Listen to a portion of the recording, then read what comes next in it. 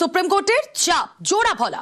আরো স্বচ্ছ নিয়োগের পথে এবার স্কুল সার্ভিস কমিশন 2016 নিয়োগে অযোগ্যদের পূর্ণাঙ্গ তালিকা প্রকাশ 1806 জনের তালিকা প্রকাশ এসএসসির নবম দশম একাদশ দ্বাদশের অযোগ্যদের তালিকা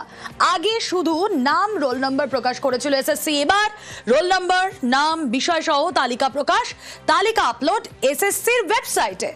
আদালতের নির্দেশ মেনে এই তালিকা প্রকাশ করলো school service commission Somraj Bandyopadhyay প্রতিনিধি রয়েছেন আমাদের সঙ্গে সোমরাজ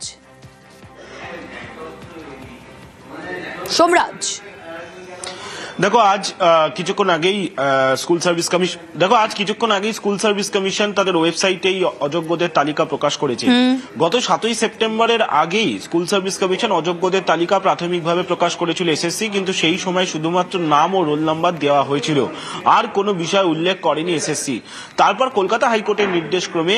আজ যে তালিকা অযোগ্যদের প্রকাশ করা হলো স্কুল সার্ভিস কমিশনের তরফে সেখানে নাম রোল নাম্বারের পাশাপাশি কোন বিষয়ে তারা চাকরি পেয়েছিলেন তাদের অভিভাবকের নাম ও জন্ম তারিখ এই তিনটি অংশকে আরো যুক্ত করা হয়েছে অর্থাৎ স্কুল সার্ভিস কমিশন এই তালিকাকেই বলছে পূর্ণাঙ্গ তালিকা যে তালিকা 1806 জনের যারা অযোগ্য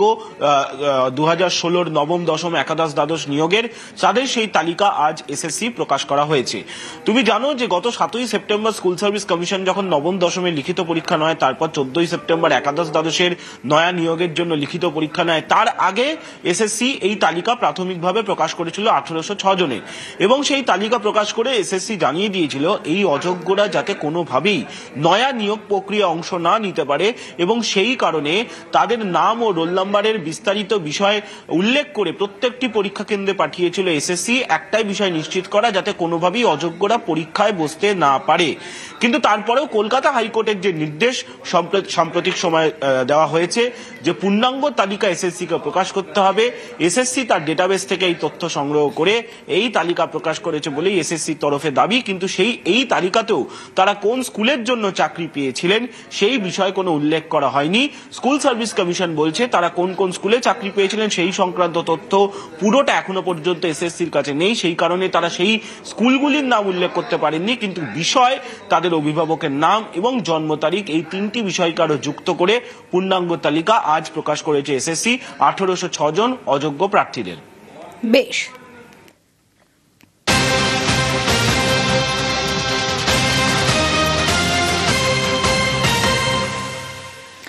এসএসসি নতুন নিয়োগ মামলায় নয়া মোড় 2025 সালের নিয়োগে সব ওএমআর প্রকাশের এবার নির্দেশ 2016 সালের যারা অযোগ্য সেই অযোগ্যদের তালিকা প্রকাশের নির্দেশ তারপর 2018 2019 অযোগ্যদের তালিকা প্রকাশের নির্দেশ দিল স্কুল সার্ভিস কমিশন ওয়েবসাইটে সেই তালিকা প্রকাশের নির্দেশ কথা বলবো অর্ণব রয়েছেন সঙ্গে অর্ণব কি নির্দেশ এলো আদালতের তরফে দেখো বিচারপতি অমৃতা সিনহা নির্দেশ জারি করেছেন 2025 সালের নবম দশম এবং একাদশ দ্বাদশ শ্রেণীর পরীক্ষা দেওয়া সমস্ত পরীক্ষার্থীর ওএমআর যে সংখ্যাটা 5.5 থেকে 6 লক্ষ বা তারও বেশি হবে সেই ওএমআর 10ই ডিসেম্বর মামলার পরবর্তী শুনানি তার আগে যত দ্রুত সম্ভব তা প্রকাশ করতে হবে অর্থাৎ এসএসসি নতুন যে নিয়োগ প্রক্রিয়া 2025-এর নিয়োগ প্রক্রিয়া প্রায় 36,000 শূন্যপদের নিয়োগের যে প্রক্রিয়া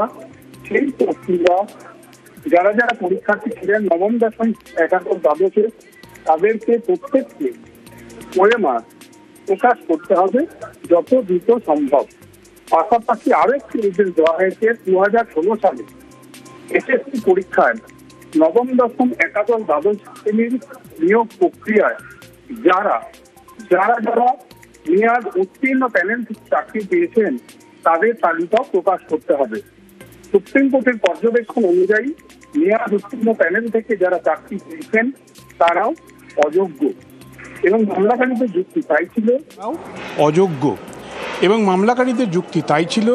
এই অযোগ্যদের অনেকেই চলতি যে পরীক্ষা নতুন হচ্ছে সেখানে অংশগ্রহণ করেছে এবং তারা অনেকেই ইন্টারভিউ বা এই ভেরিফিকেশন পর্যায়ে ডাক পেয়েছে সুপ্রিম কোর্ট যেখানে বলছে একজন দাগিও থাকতে পারবে না নতুন নিয়োগ প্রক্রিয়ায় সেখানে কি করে মেয়াদ উত্তীর্ণ প্যানেল থেকে চাকরি পাওয়াদের যোগ্য বলে মনে করছে এসএসসি কাজেই এই ভ্রম কাটানোর জন্য এসএসসিকে এই যে তালিকা নবম দশম যা 28 নভেম্বর 2018 বা তার পরবর্তী সময় যাদের চাকরি দেওয়া হয়েছে তাদের তালিকা, এবং একই সঙ্গে একাদশ দ্বাদশের ক্ষেত্রে 13ই মার্চ বা তার পরবর্তী সময়ে 13ই মার্চ 2019 তার পরবর্তী সময়ে যাদের চাকরি হয়েছে একাদশ দ্বাদশে তাদের নামের তালিকা প্রকাশ করতে এসএসসিকে নির্দেশ দেওয়া হয়েছে তাদের ওয়েবসাইটে। একই সঙ্গে বিচারপতি অমৃতা সিনহা এমনটাও জানিয়েছেন যে 2016 এসএসসির যে করুণ পরিণতি হয়েছিল নিয়োগ প্রক্রিয়ার, 4টে নিয়োগ প্রক্রিয়া বাতিল হয়েছিল, সেই প্রক্রিয়ার যাতে কোনো রকম আর পুনরাবৃত্তি না হয় সেটাই আদালত সুনিশ্চিত করতে চায়। তাই 2025-এর নিয়োগ প্রক্রিয়ার একেবারে প্রথম পর্যায়ে থাকে যাতে স্বচ্ছতা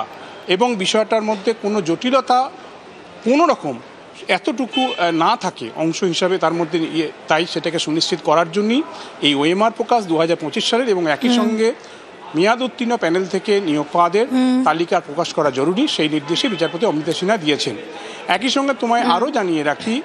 আজকে ইতিমধ্যেই একটি তালিকা প্রকাশের ব্যাপারে তথ্য সামনে এসছে, যেটা এর আগে বিচারপতি অমৃতা সিনহার পূর্ববর্তী যে নির্দেশ ছিল 19শে নভেম্বরের, সেখানে বলা হয়েছিল যে দাগিরা পরীক্ষার্থীদের জায়গা পাচ্ছে বলে একাধিক 4টে নাম এসেছিল, সেখানে দাগিদের যে তালিকা এসএসসি প্রকাশ করেছিল সেটা বিস্তারিত তথ্য সহ প্রকাশের নির্দেশ ছিল আগে 19শে নভেম্বর। সেই অনুযায়ী ইতিমধ্যেই এসএসসি আজ একটি তালিকা প্রকাশ করেছে, কিন্তু আজকের নির্দেশ অনুযায়ী মেয়াদ উত্তীর্ণ প্যানেলের যে তালিকা সেটা এখনও পর্যন্ত প্রকাশিত হয়নি, যা আজকে নির্দেশ দিয়েছে। হয়তো এসএসসি যা পদক্ষেপ করতে পারে, কারণ তাদের কাছে অনেকগুলি অপশন রয়েছে, তারা প্রকাশ করতে পারে, নাও পারে, তারা নতুন করে আর্জি। স্বচ্ছতার সঙ্গে নিয়োগ করতে বদ্ধপরিকর রাজ্য, আদালতের নির্দেশ মেনেই রাজ্য এগোচ্ছে, দাবি ব্রাত্য বসুর। রাজ্যে কোনো নিয়োগ দুর্নীতি মুক্ত নয়, পাল্টা কটাক্ষ সুকান্ত মজুমদারের। বিরোধীরা তো এই ধরনের চেষ্টা চালাবেই যাতে তৃণমূল কংগ্রেসের সরকার, মাননীয় মুখ্যমন্ত্রী মমতা বন্দ্যোপাধ্যায়ের সরকার যাতে নিয়োগটা করতে না পারে। আমাদের কাজে নিয়োগ দেওয়া, যারা একটা কার্বন কপি দিচ্ছে উত্তরপত্রের সঙ্গে, যারা সম্পূর্ণ প্রশ্ন ওয়েবসাইটে আপলোড করছে, চ্যালেঞ্জ করুন, এবং যারা সমস্ত কাদের ইন্টারভিউতে ডাকা হবে তারও পূর্ণাঙ্গ লিস্ট তুলে দিচ্ছে। বিরোধীদের কাজ করবে। এবার আমি মনে করছি না যে বিচারক ভেদে বা কোর্ট ভেদে আইন বা বিচার বদলায়। রাজনৈতিক অভিসন্ধিত বিরোধীদের থাকতেই পারে, বিরোধীদের একটা লক্ষ্য থাকতে পারে আমাদের ক্ষমতাচ্যুত করা, কিন্তু মাননীয় মুখ্যমন্ত্রী এই নিয়োগ যে স্বচ্ছতার সঙ্গে সরকার দিতে চাইছে, এসএসসি দিতে চাইছে, সেটাকে আমরা এনশিওর করব। এই সরকার জবে থেকে ক্ষমতায় এসেছে এমন একটিও রিক্রুটমেন্ট হয়নি যে রিক্রুটমেন্ট গুলো পয়সা ছাড়া বা দুর্নীতি ছাড়া হয়েছে। এই যে এসএসসির কথা বলছেন, আরো কত চাকরি দেখুন, প্রাইমারিতে এরপরে কি হবে, কোথায় কি হবে, আমরা তো ভয়ে আছি। তৃণমূল চুরি করেছে, কিন্তু এর ফলে ভুক্তভোগী হতে হচ্ছে সাধারণ মানুষকে। ব্রাত্য বসুর প্রথম যে রিক্রুটমেন্ট হয়েছিল না, সেই রিক্রুটমেন্টটা যদি ফাইল খোলে কোর্ট, ব্রাত্য বসুও জেলের ভেতরে থাকবে, চিন্তা নেই। আপনারা দেখতে পাচ্ছেন ফাঁকা ওএমআর সিট দেখা যাচ্ছে, ব্রাত্য বসু কাঁদে ফাঁকা ওএমআর সিটের ফাঁদে। এই নাটকটা লিখতে বলুন।